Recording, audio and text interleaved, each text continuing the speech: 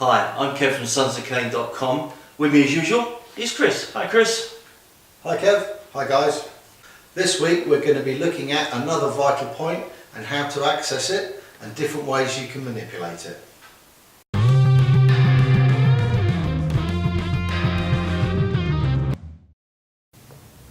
Don't forget to subscribe for videos each week and push the notification bell, which will give you an email when we post new content. New content is posted on a Wednesday and a Saturday. Well, we're looking at a vital point again today, and we're going to look at triple warmer 17. So if we zoom in on Dan's ear, it is just at this point here, just below the ear. This is a knockout point, so you've got to be very, very careful when using this point, because it can make them feel quite sick for a couple of days afterwards. So it's just here. I'm just going to give this a light tap with a knuckle. It's a shame you didn't see his face then, but he's not very happy with me. Striking with a cane will not need a lot of pressure for this. But how do I get into it? This is always the thing. My opponent is not going to stand there with his hands behind his back, giving me a dirty look, allowing me to strike. If they are in this position, we have something in our country, in the good old UK, called a chav. And they tend to stand and get leery with you like this. You've probably got your own terminology for them. We used to call them yobs. But if he's standing, trying to intimidate me, by just doing a fan block, I can swing my cane round and strike that point. If he's in a guard or a threatening position, it's a lot harder for me to do. Possibly I could come around this way, but his arm's already there. If I try and swing this round, it's going to be unpleasant for him, but it's not going to be a game changer. So when we're looking at this point, we're thinking, how can we get in there? If he does throw a nice punch at me, I can't bring my cane in. I can sweep his arm away. My cane's not much good here, but I can strike that point, or rotate the cane round and strike it with the shaft. When we did our close-in work, we were talking about striking the cane to get that effect. It will only take a small attack and it will go. What I find more effective, he's getting in my face, he's getting leery, I'm really not happy. If I just bring my hands together, I can actually put the cane on that point. I'll change hands, so I'm just going to put the cane on the point and grab it with my other hand. I'm just going to squeeze this elbow to the cane. So I want that point across there, and I'm going to squeeze. If I really don't like it, I'm going to rotate this at the same time and do this at the same time and collapse my weight in on itself. Okay? If you do inadvertently knock somebody out with this, because I've hit him here, tap him on the other side of the neck and it will bring him around quite nicely if you give him a little massage on the shoulders there as well.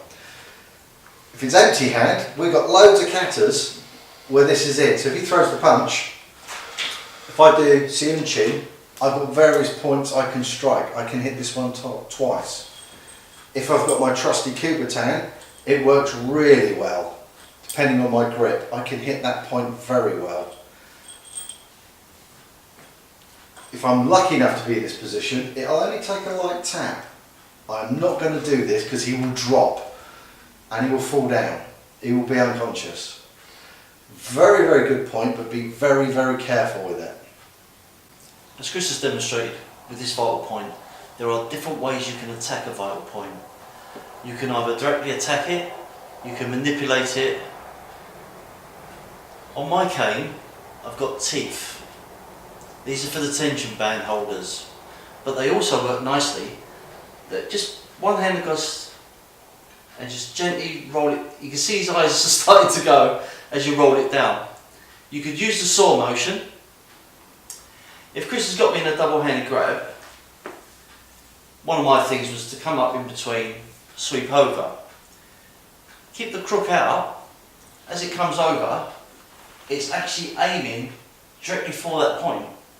You can get in behind the ear and just slide it through. Oh, you didn't like that one.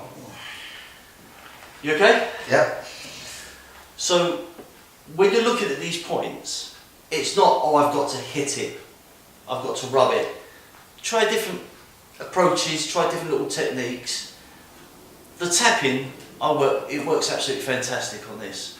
And if he's in really close, I've got the cane between my legs, I'm just going to come up with a hit, come down, and then just tap away. Go on, give it a tap.